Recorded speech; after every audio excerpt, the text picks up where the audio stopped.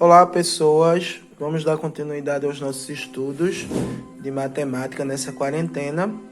Sou eu, professor Damião, e hoje nós vamos dar continuidade ao estudo de progressão aritmética. Na última aula, com assunto, vocês viram a introdução de progressão aritmética, viram que uma progressão aritmética é uma sequência de números que eles se ordenam de acordo com uma razão, onde o número anterior, somado a essa razão, dá sempre o seu número posterior e assim sucessivamente. Nós vimos nessa aula o termo geral de uma progressão aritmética e na semana passada não, foi feriado de São João, na semana retrasada, eu passei uma pesquisa sobre Gauss, que é o chamado príncipe da matemática. E Gauss tem tudo a ver com o assunto que nós vamos ver essa semana, que é a soma dos termos de uma PA. Quem fez a pesquisa, que eu acho que deve ter sido muito pouca gente, porque a pesquisa só teve 9 respostas, viu que Gauss, ele estudou, a família dele tinha dinheiro para poder pagar estudos, e ele foi colocado numa escola, numa sala de matemática com vários alunos, todos de idades diferentes, e ele tinha apenas 9 anos de idade quando isso aconteceu. E o professor de Gauss pediu a eles para somarem quanto é que dava de 1 a 100. E em menos de 10 minutos, Gauss, com 9 anos de idade, respondeu a questão. E o professor ficou abismado porque não entendeu o que Gauss tinha feito. E Gauss foi e explicou a ele. Porque se era para somar de 1 até chegar em 100, Gauss fez um princípio bem simples. Ele pegou o primeiro termo, que é 1, e somou com o último termo, que é 100. E aí ele encontrou o valor de 1 mais 100, ele encontrou 101. E depois Gauss somou o segundo termo, que é o 2, com o penúltimo termo, que é o 99. E quando ele somou, ele encontrou 2 mais 99, que dá igual a 101. E aí Gauss, quando somou o terceiro termo, que é 3, com o antepenúltimo termo, que é 98, ele também encontrou 3 mais 98 igual a 101. E Gauss começou a perceber que havia um padrão nisso. Então ele percebeu que se ele somasse todos os extremos, a partir do primeiro ao último, e fosse afunilando até chegar ao termo do meio, que há os termos do meio, que exatamente são 50 e 51, que é uma boa ideia. Ele percebeu que quando somasse esses termos do meio, ele também iria encontrar o valor de 101. Então, o que foi que ele fez? Ele simplesmente somou os extremos, multiplicou pelo número de termos e dividiu por 2. Ele foi lá e, para poder fazer a soma que ele estava procurando de 100 elementos, ele somou o primeiro termo, que é 1, mais o último termo, que é 100, vezes a quantidade de termos que ele tinha, que era 100 termos, e dividiu isso por 2. Por que ele dividiu por 2? Porque exatamente ele percebeu, quando ele somava os extremos, ia dar sempre o mesmo valor. Então ele ia ter uma soma de extremos, ele só precisava dividir por 2 para poder achar o valor total. Sempre, porque 100, 1 mais 100 é sempre o extremo. Ele poderia pegar de 2, 90 e dar sempre o mesmo valor, 101. Só que ele ia fazer essa operação 50 vezes, que é exatamente a metade do número de termos que ele teria. Então ele teria 101 vezes 100 dividido por 2. Então isso seria 101 vezes 50, que isso dá 5.050, que é o valor total que daria essa soma de 1 a 100. E Gauss fez isso em menos de 10 minutos, chamando a atenção do professor e de todos os alunos da sala. E aí ficou definido, depois foi analisado por os matemáticos da época, e ficou definido que essa seria a fórmula geral para qualquer soma de progressão aritmética, que ela é definida pela expressão Sn é igual a A1 mais AN vezes N dividido por 2. Lembrando que N é o número de termos da PA que nós estamos trabalhando. A1 é o primeiro termo da PA. AN é o último termo da PA. Certo? E o 2, ele não mexe porque ele é específico, que é exatamente essa característica de você somar dois termos e sempre no final a soma dos dois extremos vai dar sempre igual. Isso só acontece em uma progressão aritmética, ok? Então, a partir da nossa fórmula, nós agora vamos resolver exemplos. Primeiro exemplo, vou puxar aqui a folha. Primeiro exemplo que nós vamos trabalhar. Eu tenho uma PA, uma progressão aritmética de 20 termos. Então, eu tenho uma PA cujo número de termos é igual a 20. E essa PA é expressa como 4, 6, 8, até chegar ao 20º termo. E eu quero saber qual é a soma, quanto vale a soma desses 20 termos. Né? Eu quero especificadamente a soma dos 20 primeiros termos dessa PA. Aí tem um problema, vou logo avisando. Questões de soma de PA, elas tendem a ser muito grandes, porque normalmente elas são bem resumidas o texto e no final ela causa um cálculo bastante grande. Porque vejam só, nessa questão ele disse o número de termos que é para você usar, ele disse o primeiro termo, mas não disse qual é o último termo. E lá a fórmula para resolver a soma dos termos de uma PA diz que Sn é igual a A1 mais AN vezes N dividido por 2. Ou seja, o S de 20 termos é igual a A1 mais o A20 vezes 20, que é a quantidade de termos, dividido por 2. Ok. Nós temos o A1. O A1 é o termo 4. Mas nós não temos o A20. O A20 não está expresso. Então, eu preciso descobrir quem é A20. Para descobrir quem é A20, eu vou usar o termo geral de uma PA. E o termo geral, ele é dado por AN igual a A1 mais N menos 1 vezes a razão. Ah, professor, mas eu também não tenho a razão dessa PA.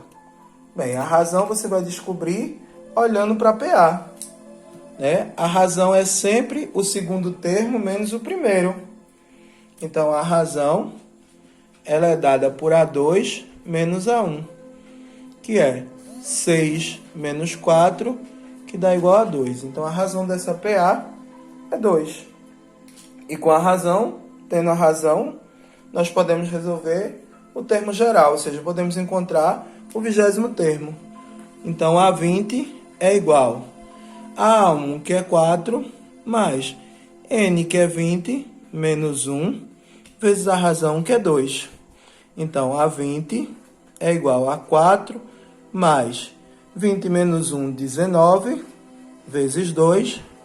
A20 é igual a 4 mais 38, e isso dá igual a 42. Se eu tenho o 20º termo agora, eu posso encontrar a soma dos 20 primeiros termos dessa PA, onde S de 20 é igual a A1 mais A20 vezes 20 dividido por 2. Então, A1 é 4 mais 42 vezes 20 dividido por 2. S de 20, ou seja, a soma dos 20 primeiros termos dessa PA, vai ser igual a 4 mais 42, 46, vezes 20, dividido por 2. Se eu estou multiplicando e embaixo eu tenho uma divisão, eu posso realizar a divisão por qualquer um dos termos, desde que eles sejam divisíveis por o divisor. 46 é divisível por 2, 20 é divisível por 2. Eu posso fazer a divisão por qualquer um dos dois. Então, eu vou dividir por 20. 20 dividido por 2, sobra 10. Então, eu fico com 46 vezes 10,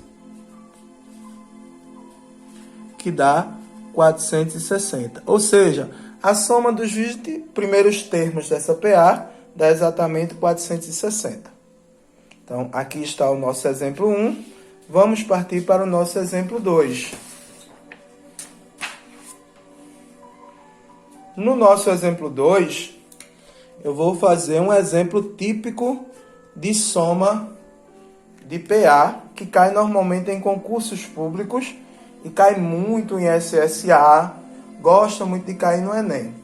E o exemplo diz o seguinte: calcule quanto vale a soma de todos os números compreendidos entre 0 e 65 que sejam divisíveis por 3. Ou seja, eu quero o seguinte: eu tenho os números entre 0 e 65 e quero a soma de todos os números inteiros positivos divisíveis